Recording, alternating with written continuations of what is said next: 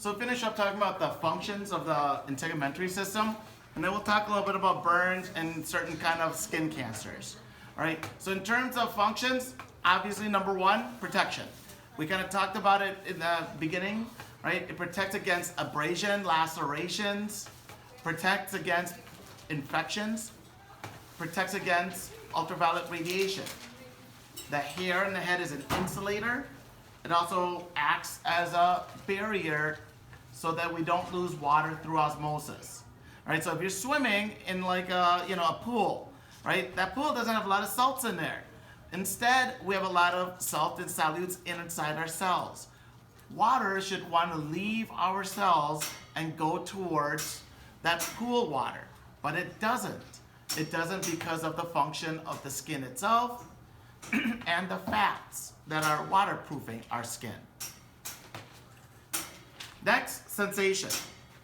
Pressure, temperature, touch, pain, heat, cold, even movement of hairs. All are types of sensations that we see on our skin. 2-point discrimination are things that we can feel as part of our functions of our integumentary system, the sensations we have. Now the one I'm going to really focus in on is this temperature regulation and then vitamin D's production. Now, most of us, when we say most people like warm weather, right? But hot weather, some people prefer a dry heat versus a wet heat, right? Most people find humid and that wet heat to be not so fun to deal with, right?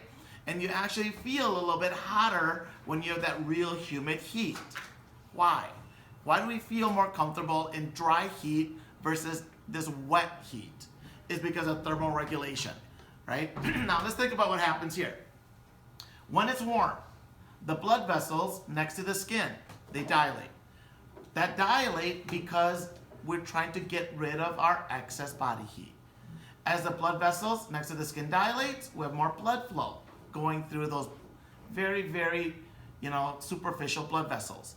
As you radiate that heat away, the blood that exits that area should be cooler, allowing us to cool our body temperature. Now, what else do we do to increase that radiation of heat? We start sweating. What does sweating do? Especially sweating through those apocrine, not apocrine, but the American or eccrine sweat glands. When it's really hot out, you start sweating that watery sweat. As you start sweating that watery sweat, if it's real dry heat, that sweat evaporates right away, right? There's not a lot of air in the atmosphere. It's just dry heat. What happens? All that sweat evaporates. As the sweat evaporates on your skin is cooler than it was before. Since it's cooler than it was before, now there's a big temperature difference between the blood in the blood vessels and your now cool skin. Because your skin's cooler, you can radiate even more heat away, allowing us to have blood that returns down here that is much cooler than normal. That way we can kind of maintain our homeostatic body temperature. But what happens when we have wet heat, humid heat? In humid heat, you sweat. As you sweat, there's so much water in the environment that the water that coming from our sweat glands doesn't evaporate. The sweat then doesn't evaporate from our skin, and now it forms a layer of water on there, not cooling your skin off. Because now there's less of a temperature difference, that blood that's kind of coursing through can't radiate as much heat off as it did before. What happens then? You maintain more heat in the blood coming through here. And the blood feels warmer, and you feel warmer and more uncomfortable, right? And that kind of warmth that we feel because of that humid heat is because we didn't have that drying effect right away.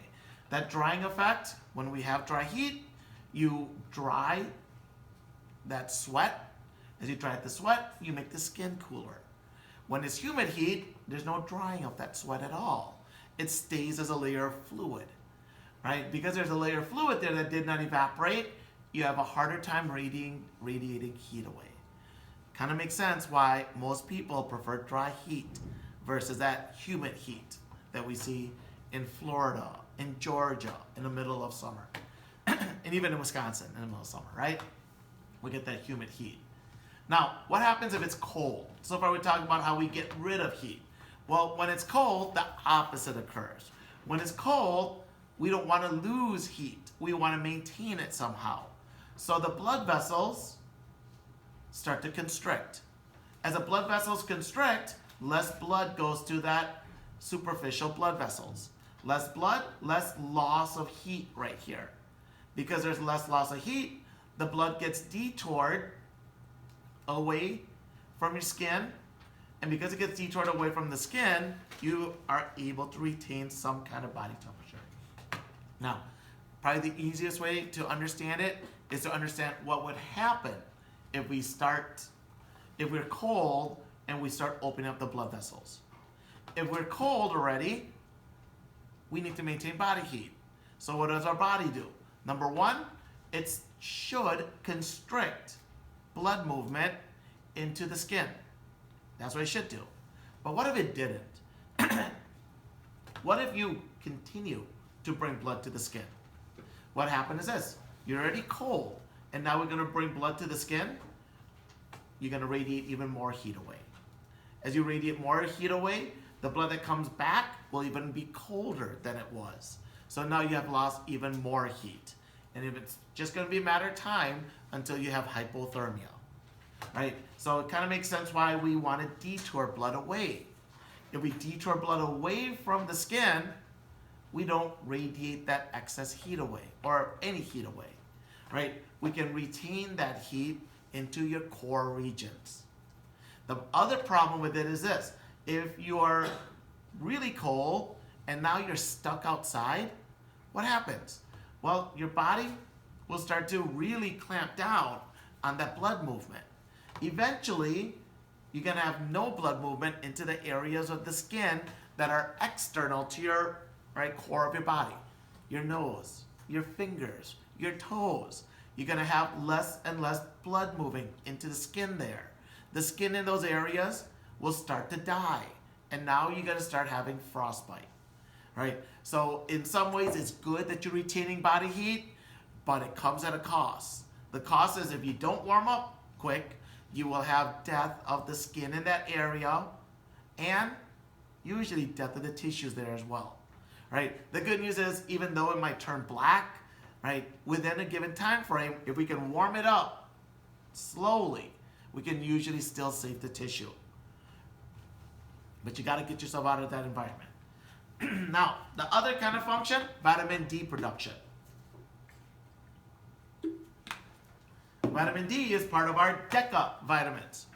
That requires fat for us to actually have absorption. So when I see vitamin D fortified milk, it's only helpful when you have whole milk. Even 2% milk does not have enough fat for you to absorb it. They put it in the milk, but it's not really very helpful. Vitamin D can be made by our bodies, but it takes a couple of different reactions, right? Vitamin D is important because it aids in calcium absorption. Exposure to ultraviolet radiation in the skin can activate our body's own production of vitamin D. But when you take a look at this, right, it's pretty, there's a lot of different reactions. Our body always have this 7-dehydrocholesterol.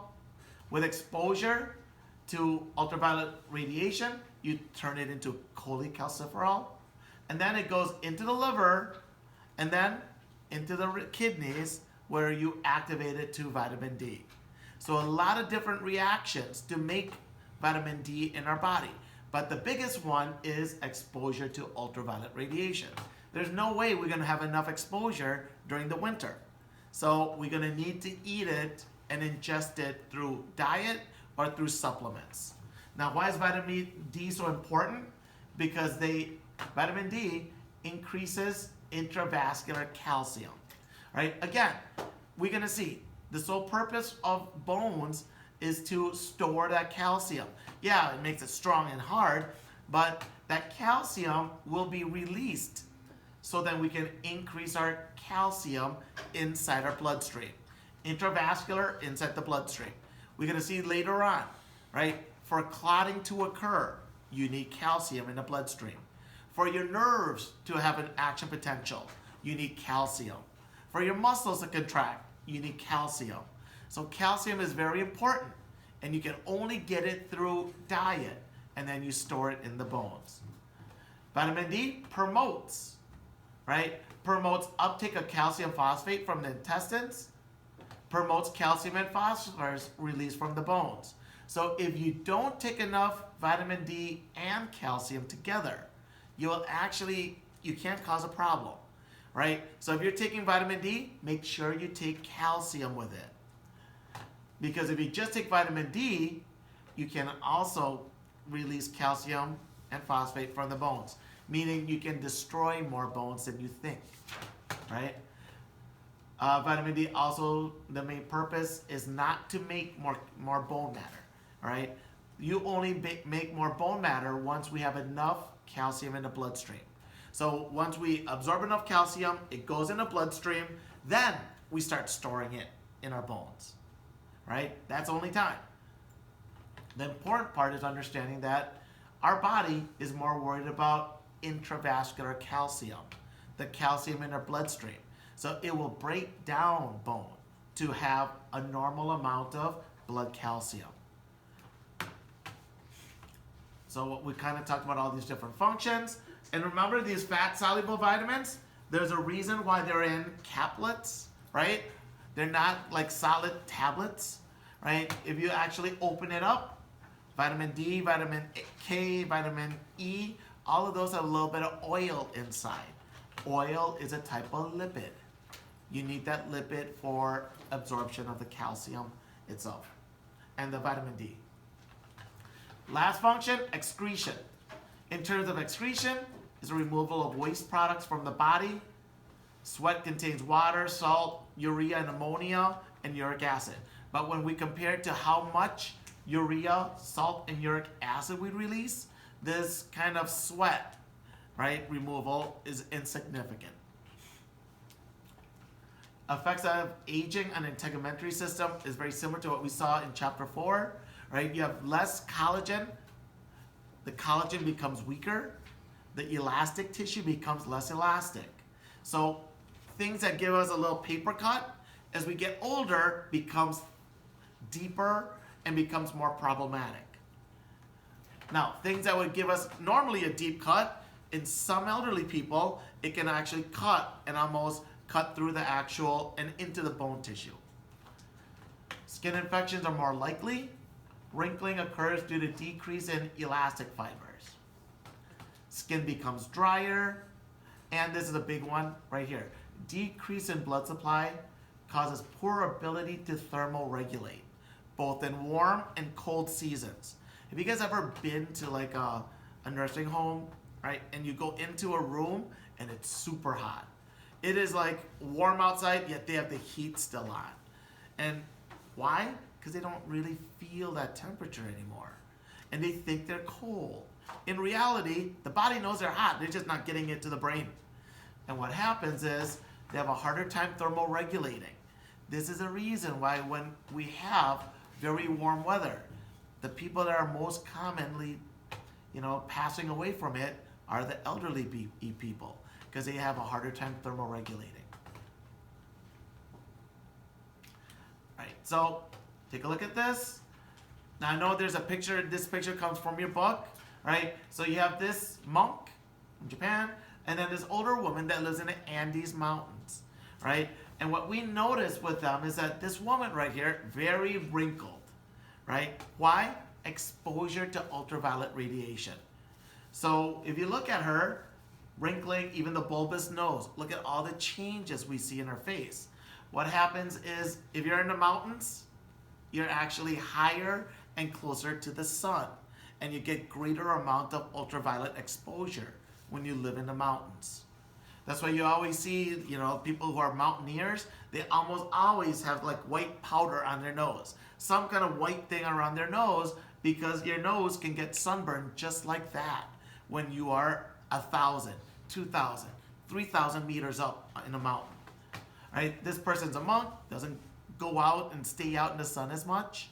All right, and because of that, you don't see that wrinkling as you normally would.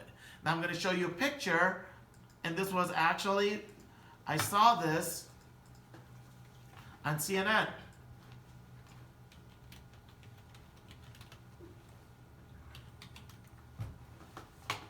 Right? So he's a trucker. And being a trucker, what happens? That's crazy. Exposure on one side of the face. Right? And obviously one side faces towards a passenger, less exposure to sunlight. The left side, more exposed to sunlight. Take a look at the difference.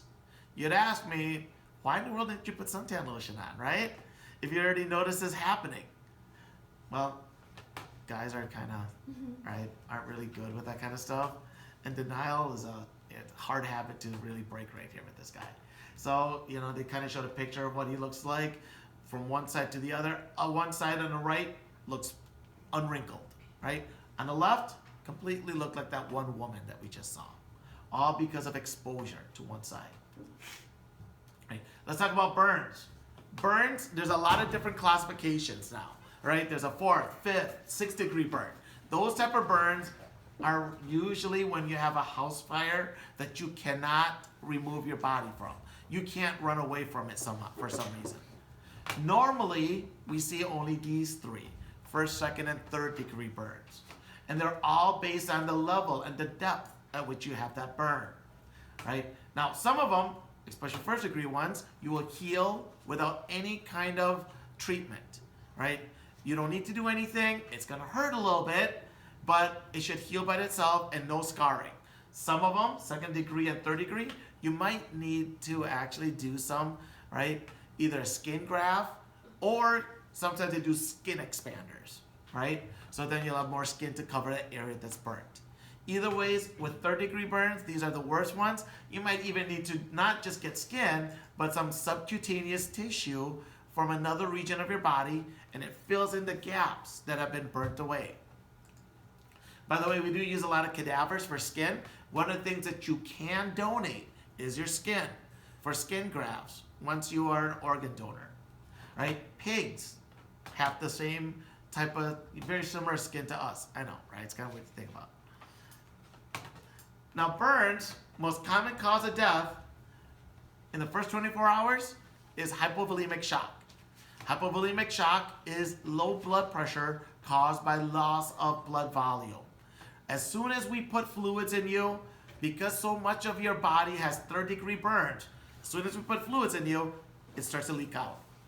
As it starts to leak out, we can't maintain blood pressure, and you start to crash in response to that.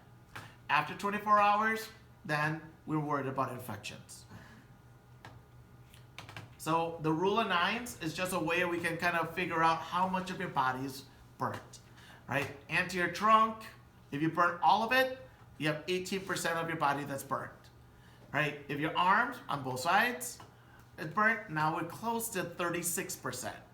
Once we go above 50% and you have 3rd degree burns, more than 50% of your body, it's really hard to survive those, right? Again, once you have that huge amount of 3rd degree burns, we can pump you in with as much saline, as much fluids as possible. It just keeps leaking out.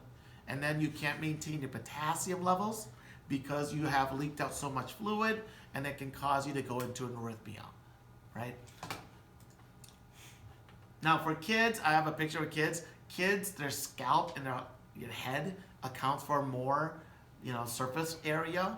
So if they have the head and face and neck area that's burnt, right, along with their torso, it's a bigger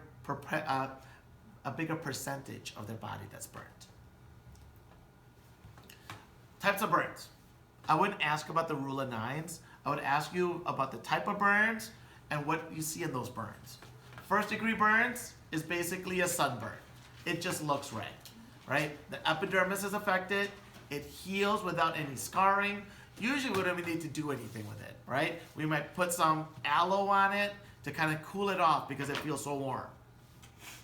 Second-degree burn affects entire epidermis and part of the dermis. This could be something as stupid and innocuous as when you're cooking, you forgot to wear a glove and you pick up the pan. And next thing you know, all right, you have a blister that starts to form. Right when we have this fluid-filled blister, it is automatically a second-degree burn. Right? Now, we have levels of second-degree burn. Most of the time, second-degree burns do not require any grafting. It heals without any grafting. I mean healing, no scarring, nothing like that. That's what we mean by true healing. Right? Now, you might need grafting if you destroyed the stratum basale layer. So if this bottom layer is destroyed, then you might need grafting. If you look at this baby right here, you see this fluid-filled region. That's a second-degree burn. All right? So normally, right, and usually this happens with babies when you put them in or you fill up the tub with water for a bath, and they put their hand into it because they don't know how warm it's supposed to be. And then if you don't really move the water enough, it can cause a second-degree burn right here. Now with second-degree burns, again, fluid-filled blister. Now the fluid-filled blisters occur because of this, right? As you kind of destroy this area right here, water starts to leak out from your blood vessels. As a water leak out, it starts to separate the dermis from the epidermis. And what we see that's wrinkled right here is the actual epidermis, right? So that's one of the reasons why they tell you don't pop your blister. Because if you pop your blister with, like, say, a needle, you will introduce any kind of bacterium on the skin, and now you introduce it into that fluid-filled area right into the dermis, where you see the blood vessels. The last kind of burn, third-degree burn or full thickness burn, burns right into the fatty area. Because it burns in the fatty area, we always see charring.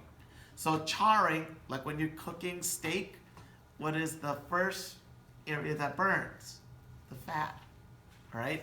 Fat has a lower, melting and boiling point. So it's the first region that burns right here. And here, once we see charring, we know this is at least a third-degree burn, right? Destroys the epidermis, the dermis, and all the epidermal derivative, as well as the subcutaneous tissue. Usually the area that's burnt is numb because you've also burnt away all of the actual nerves, which is crazy. You can see here, right? You have burns here. This is abuse, by the way, right? Take a look at these. This is cigarette burns, right? This is a case of abuse. Cigarette burns going all the way through the skin. The person that she or he lived with should be kind of noted to the police because, yeah, you should not have these burns like this, right? In some places, like in Chicago, if you see a baby come in with a lot of these second-degree burns, right, then you might get a call from DCSF because of neglect, right? Now, the next one is even worse, right? This is a child with second and third-degree burns, right? Now, if you take a look at the face area, only the right side of the face is affected, right? And then the chest is affected all the way throughout. Where you see charring, that's third-degree burns.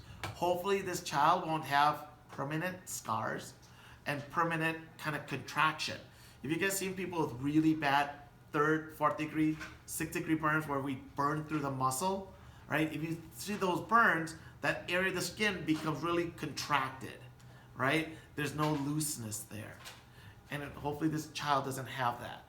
And if you take a look at it, this is usually caused by a child reaching for something on a stove, right? Mom's cooking boiling water, right? The little child's trying to look, and what happens? He hits the pan, and all that water comes down. As the water comes down, he's able to look away. So then his face, only one side is affected. Much harder to move your torso away. So then his whole anterior part of the torso is affected. All right? Again, could be seen as neglect. And here's that third-degree burn right here where you see massive amount of charring, right? There's no real healing without skin grafts. The last thing we'll talk about are the actual skin cancers. Skin cancers know what cells are affected, right? we have three types: basal cell carcinoma, squamous cell carcinoma, and malignant melanoma. The good news is, right, in terms of basal cell carcinoma, they're the least dangerous but most common, especially in the United States. Meaning that the most common type of skin cancer is also the one that is least dangerous. That doesn't mean it looks good though, right? Understand, it looks pretty bad. So here's squamous cell carcinoma, right? It looks like little ulcers wherever you have, squamous cells. So in terms of squamous cell carcinoma right here, well, cancers of keratinocytes, they may metastasize.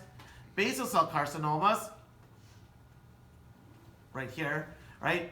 They look like ulcers, real bad ulcers.